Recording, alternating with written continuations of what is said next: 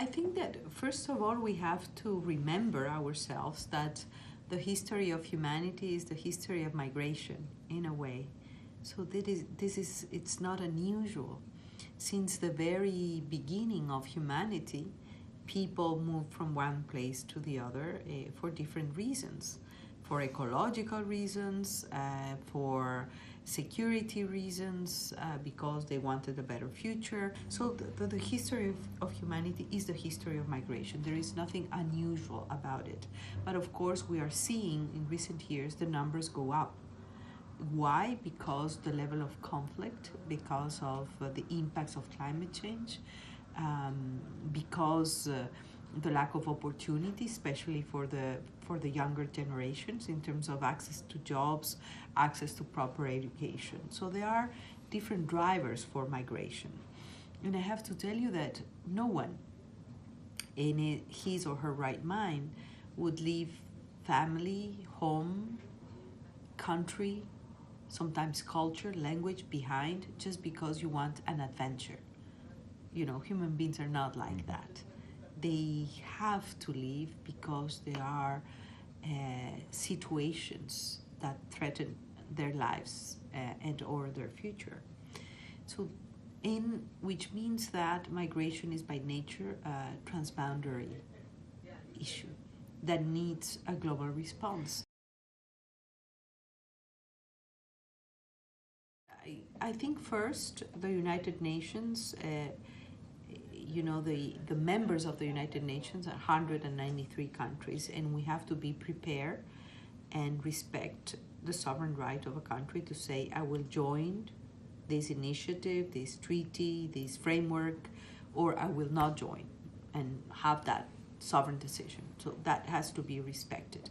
But on the other hand, it is a pity that sometimes decisions are made because of a very aggressive campaign of misinformation about the content and the reach of the Global Compact.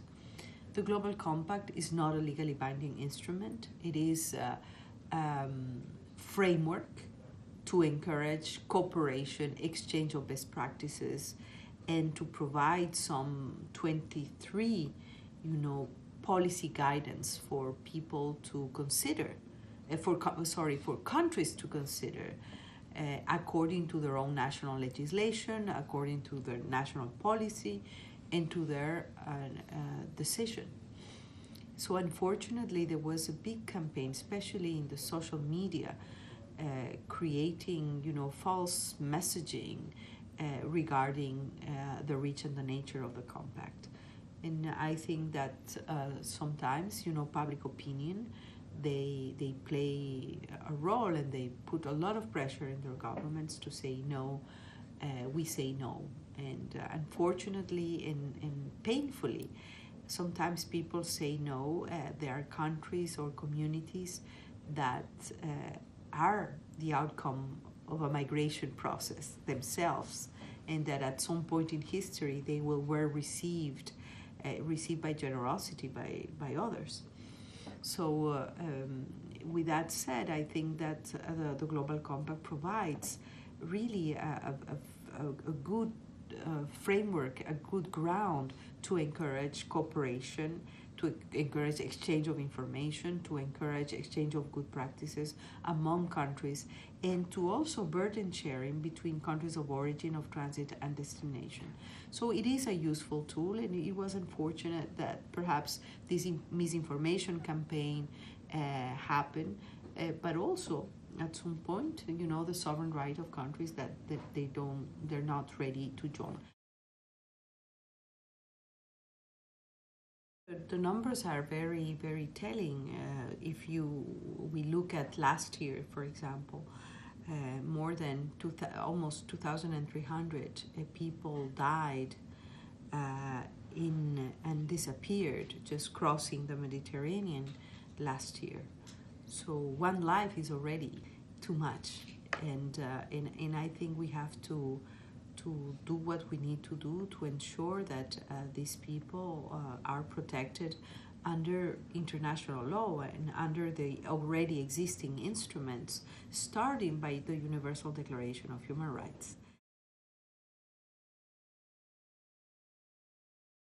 climate change is perhaps one of the most pressing survival threats, against humanity.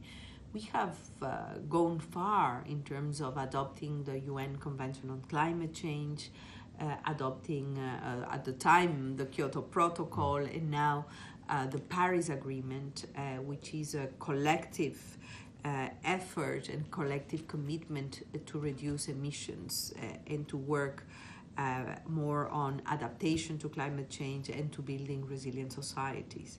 So the frameworks are there, the convention is there, the Paris Agreement is there. In Poland, we were able to agree on a rule book, on a program of work to implement the Paris Agreement.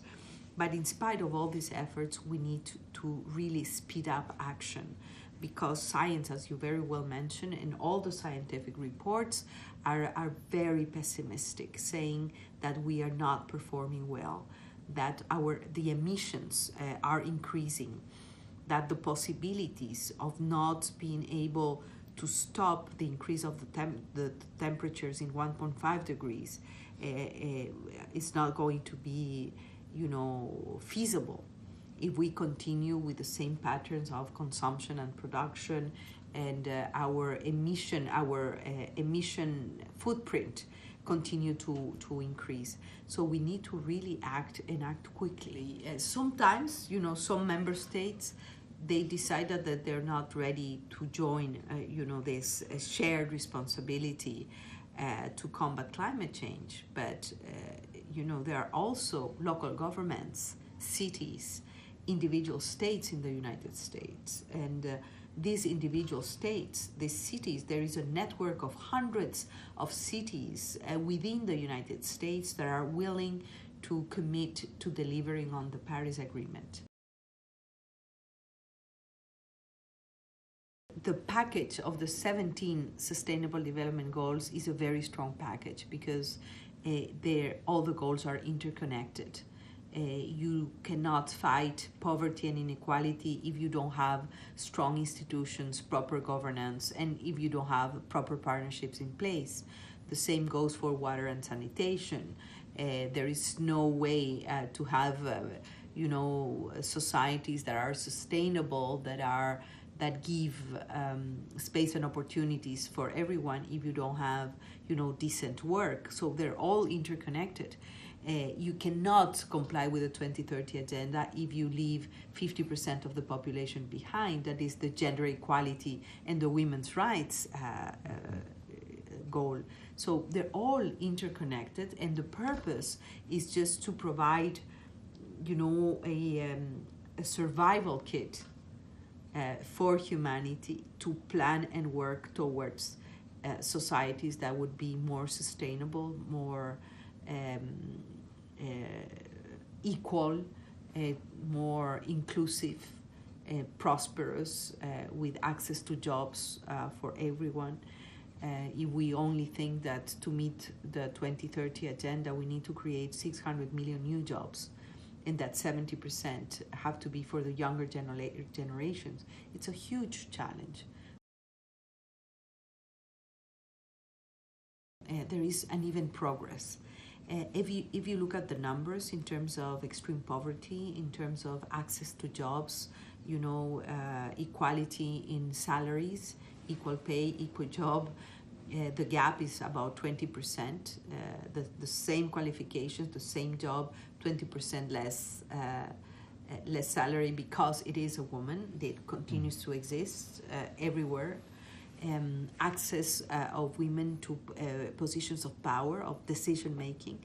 We still have a lot to do. If you look at the world, 193 member states, but only 20 female presidents in the entire world now. No, if you look at the proportion of women parliamentarians, I think it goes 22-23%.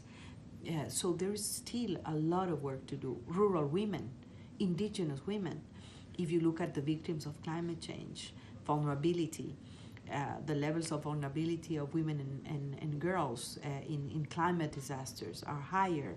If you look at violence, domestic violence, the victims in most situations, the majority of the situations are girls and women. They're, 1 out of 3 women in the world have or will be victims of violence. Sometimes it seems like we repeat and repeat ourselves over and over again, but it is needed. We need affirmative action. We need to work seriously for women's rights and women empowerment, and that's also one of my priorities this year.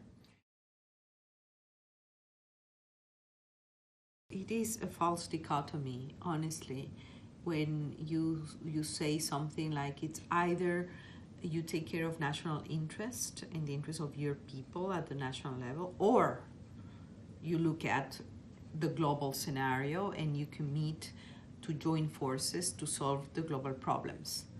It's the either or. And the only way to solve the global challenges is through collective responsibility and through a multilateral framework, institutional framework, which is the house of multilateralism, is the UN. So I say it's a false dichotomy because you can do both. You can do both, of course. There are major issues at the national level. There is no other way to fight climate change if you don't have, a collective and shared responsibility and global leadership. Even if you translate this into very concrete national policies for adaptation and resilience at the national level. Is there any other way to combat, for example, terrorism, if it's not through international cooperation? We need to really come with a very strong narrative to say that the only way, the only venue, the only space to address global challenges that affect our people at the ground level is through, international multilateral action, global leadership, and collective responsibility. It doesn't mean that we're not facing a situation when we see exacerbated extreme nationalism, populism emerging in different parts of the world, and that is worrisome, of course. We have to be worried and concerned, but at the same time, we have to make our case, be very clear on what is the value added that the United Nations brings to people. It's not an either or. I think it is a process that needs to bring all the parts of the UN together. This year we have a big challenge, which is to implement the 3-stream reform process, the management reform, the new development architecture, and also the new peace and security model. So the challenge this year is to implement the 3 pillars of the reform that was adopted by member states, proposed by the Secretary General. So that's a major challenge that we're facing. We're also working, very hard to have a meaningful outcome of the revitalization of the General Assembly. The General Assembly, as the Parliament of Humanity, has to deliver better. We have to be less bureaucratic and more to mainstream the work we do, to be very careful about complying and implementing the resolutions that we pass ourselves. Well, I think I have been very bold myself when I decided to establish 7 priorities for my work and to deliver on these 7 priorities. We have gone through some kind of moments of tension during my first 4 months of tenure regarding difficult issues. You have to really, take the lead and rule on the basis of what we have, the possibilities that the procedural limits provide, but decide on how to proceed about resolutions such as the Hamas resolution, about Palestine being appointed chair of the G77. I mean, you have to take these procedural decisions that are at the end are political decisions. and so you have full power to do that. In terms of delivering on the normative role of the General Assembly, you have to really work hard to make sure that all the 6 committees, they deliver with quality, they deliver on time. We passed 260 something resolutions this year. Every resolution requires a negotiation effort behind it, and so it's tremendous work. I had received more than 50 mandates as president of the General Assembly, and you have to deliver. And your work depends very much on the buy-in and the cooperation and the commitment of member states, of course. But you have to have a position of leading, of encouraging, of making sure that we reach consensus, and if we do not reach consensus, that there is a democratic exercise of voting. This is a very complex issue. I am not going to be naive about it. It is one of the most divisive issues in the House, and it requires the engagement and the political will of member states. That's obvious. And in that particular issue, you can lead and guide the process, but it's not wise, I would say, to replace the will of the House. The will of the House is the will of 193 countries that have very different views about how far we should go. My role as leader, as president of the General Assembly, is to ensure that a process, for the reform just continues in a transparent way, in an inclusive way, takes on board all the different views. But I think that my personal view on how to reform the Security Council really does not matter.